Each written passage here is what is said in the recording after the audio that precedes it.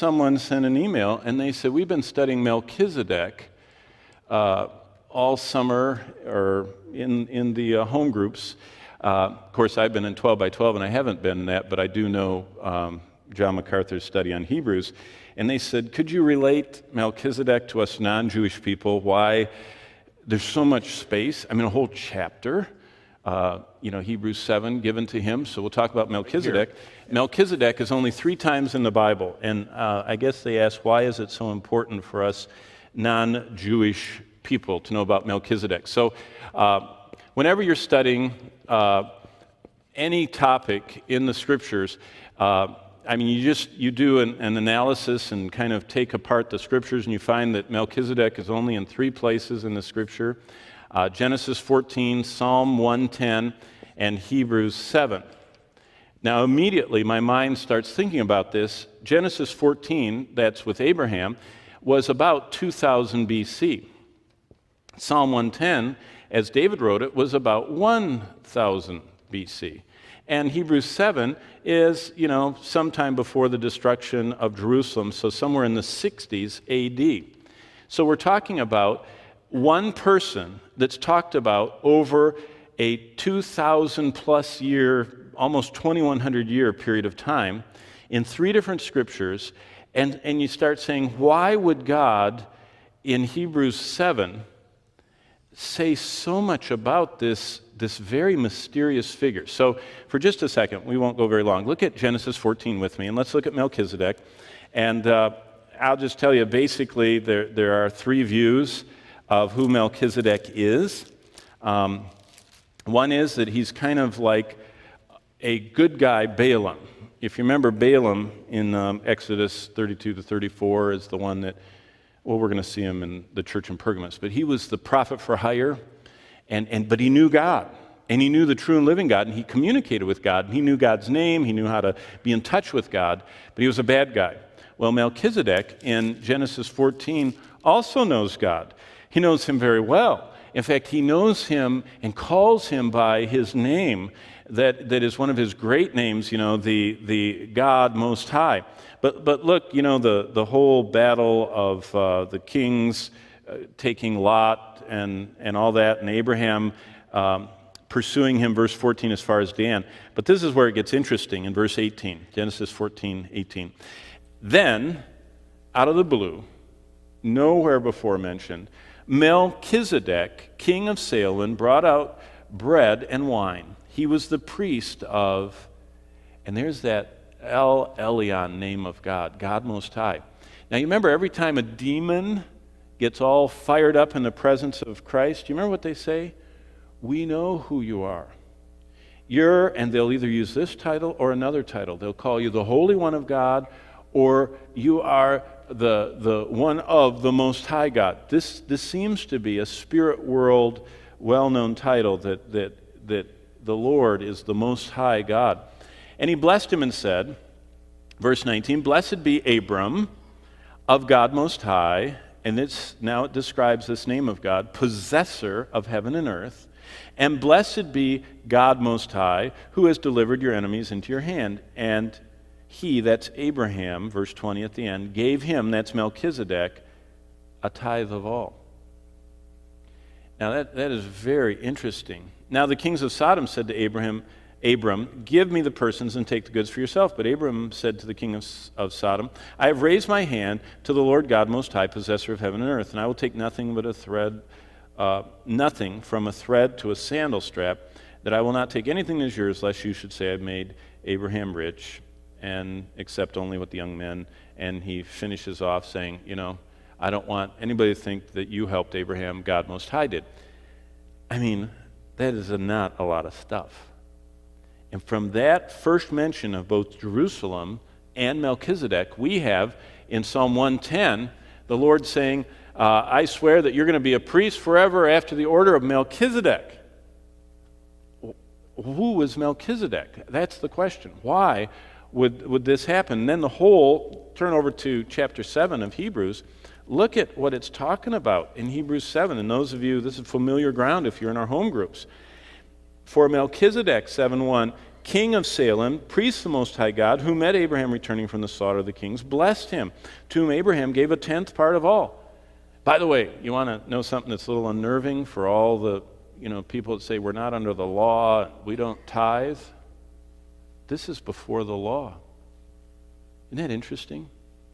Moses didn't invent tithing. Abraham, to show honor to God before there was any Mosaic law. No diet, no Sabbath day, nothing. Moses wrote all that down. But this concept was known before that. To honor God, you give him the tenth. And so I always remember when I was talking with John MacArthur about this, when I was starting out, a newlywed, struggling to live in Los Angeles, as expensive as it was. And I said, John, what do you do? And he says, I don't want to be a legalist. He said, I don't ever want any legalism, so I never give 10%. He said, I give 11. You know what the average American gives? The average church-going evangelical American? 1%. And they think that's huge for God. As long as we're on tithing, whoever asked this question, thanks for asking it. I've been waiting for a long time to talk about this. It's not like 10% belongs to God and I get the other 90%. It's like 100% belongs to God. And my goal in life is not to see how much of the money God has richly given me I can spend, but how much I can put at his disposal. And to think of leveraging every dime so that I can have the largest home and the newest car is a very ungodly, unbiblical thought. It's American, but it's not biblical. The goal is not how much we can amass. It's how much we can sacrificially show the lordship of Christ over in our lives. So thanks, whoever stuck this under my door to get me started on that. But let's get back to Melchizedek. Who was he? Well, basically, if you're in the study, you know that he is a contrast. We have the Aaronic priesthood, and we have the Melchizedekian priesthood. And if you know anything about Aaron, it was hereditary. You could just hereditary. You could just be a priest as long as you're in the right family. And as you know, there were some rascals, and there were some good ones. And there were drunken children of Aaron that got burned up by the Lord and other things. So, and then we'll come to that with the Christian and alcohol. But with Melchizedek, it was very personal. It shows that God picked him. Another thing about the Aaronic priesthood was these were just men, and basically that were dying. We all are dying. Melchizedek is described as having neither beginning of days nor end of life. He is pictured as being timeless. You're doing this in the study. You can do this. But what Melchizedek is it is a picture of what Christ will do. Like the Aaronic only dealt with Israel. They were only priests for the nation of Israel. Melchizedek is a priest that the kings of Sodom are recognizing, that Abraham, the one from Ur of the Chaldees, is talking to long before there was in Israel. And so he is what we could call global or international or whatever. It's a worldwide priesthood. And so why Melchizedek is so important is he becomes what we call a type of Christ. That Christ would be a personal priest, that he is an eternal priest. That's what the whole goal of Hebrews 7 is. He has a never-ending priesthood that saves us to the uttermost. And he isn't just saving the Jews, even though Jesus said salvation is of the Jews, but he's also so loved the world. And so you can do the rest of the study, but I still haven't answered who was he. And so there are three views of that, and I will just briefly tell you what they are, and I'll tell you the one I like. Melchizedek could be one of three things. Either he could be a good Balaam. In other words, some pagan that came to know the Lord and knew access. So he was kind of like a good priest that knew God, but predates any revelation that's written down. And that's a view of some. We still don't know where Balaam came from. Balaam knew how to get directly in touch with God, which few people in the Bible knew. So Balaam is a mystery. The one thing about Balaam, though, is Balaam wanted to, by his own words, he says, "Let me die the death of the righteous." He says that. But you know what? He didn't want to live the life of the righteous. And so Balaam is forever a picture of someone that's talk but didn't possess. That he talked about God. God was near in his mouth but far in his heart. And as far as we know, Balaam is going to be suffering the blackness of darkness forever, eternal perdition. Because he wanted to die the death of the righteous without living the life of the righteous. In other words, a life of faith. But so he was a good priest. Number two, some say that he was a theophany.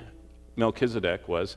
Theophany, if you ever heard of that word, theo means God, phanos is in a bodily form, or a Christophany, which is the same idea, Christos, Christ, in a body. A pre-incarnate visitation of Christ.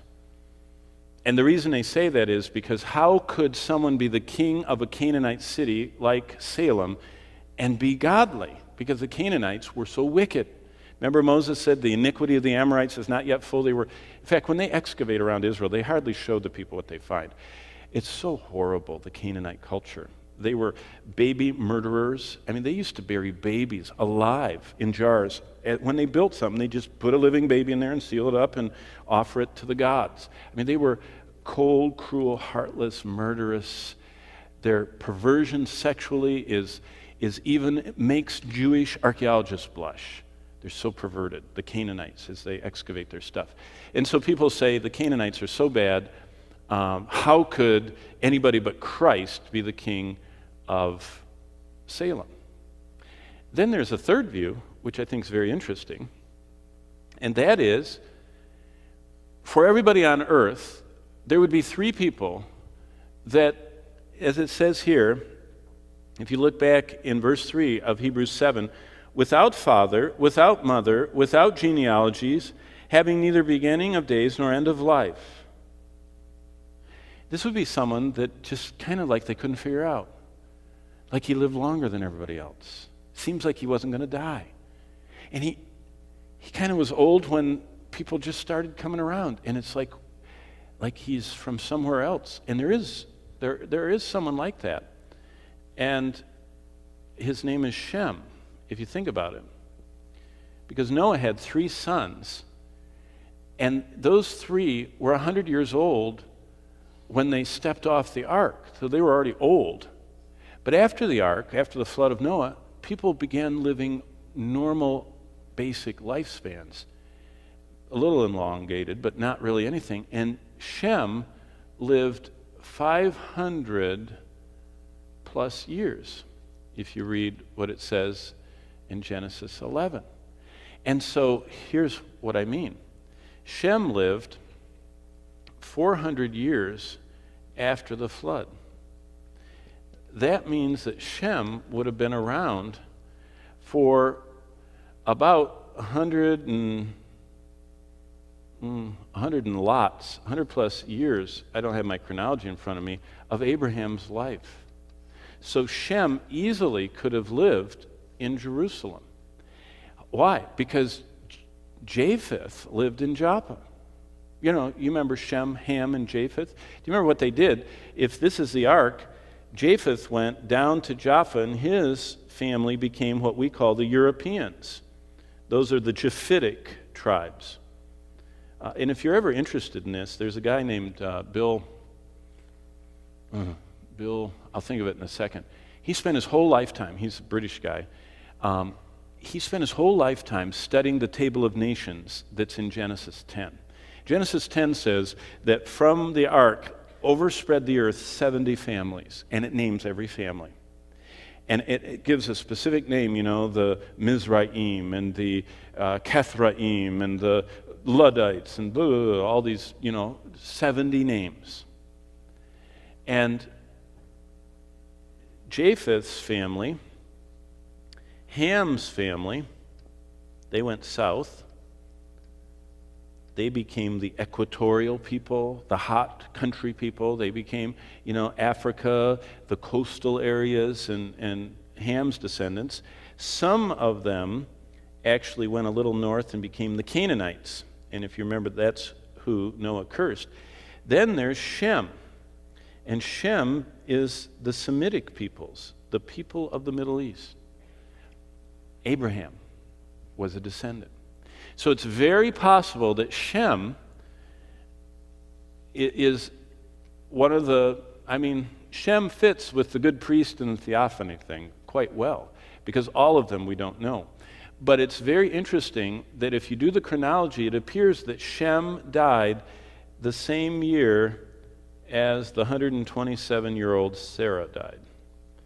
And so if you know anything about Abraham's life, he must have really mourned that year, because he lost possibly this person that knew God from before the flood and told him about, Noah. And Noah would have known all the way back, through his relatives, would have known and heard of Adam. And so this touch all the way to creation, Shem would have brought all the way here to Abraham's life. But this book that's written is fascinating, because this man, Bill, whatever his name is, his book is called After the Flood. That's the title of it, After the Flood. And if you're one of these people who likes to read intriguing stuff, he spent 30 years of his life systematically going through the archives of Denmark, of Scotland, of England, of Germany, of Italy, of Spain, and then he went to the Middle East, and he went through Turkey's and Syria's, and he spent, and he finished this book in the 70s, and it used to be sold by Institute of Creation Research, because it's so fascinating. What he found is every one of the 70 families that are listed in Genesis 10, every one of them you can find in the royal archives of these countries, exactly spelled the same. Now, these people don't study the Bible. They don't even believe the Bible, and they don't even care what's in their archives. But the earth is not as old, and that will get up to this question here. The earth is not as old as a lot of people think, because Shem most likely knew Abraham. Shem's dad most likely had first-hand accounts of Adam. And it's very possible Shem was Melchizedek, because he would have known the Lord. And he would have appeared to be, verse 3, he would have appeared to be without father, without mother, without genealogy, having neither beginning of life nor end of days, but made like the Son of God. So that's a possibility. Probably the one that most theologians favor would be this middle one. And then others are here and others are here. But that's why Melchizedek is here, to show the type of the perfection of Christ's priesthood. But who he was, this gives you an example of what theologians do when they have very little to work with. Genesis 14 is only that long. But if you do the math, and there's no reason to believe that the Bible means anything other than it says, that Shem lived after the flood about 400 years, and so he would have been synonymous or contemporary with Abraham.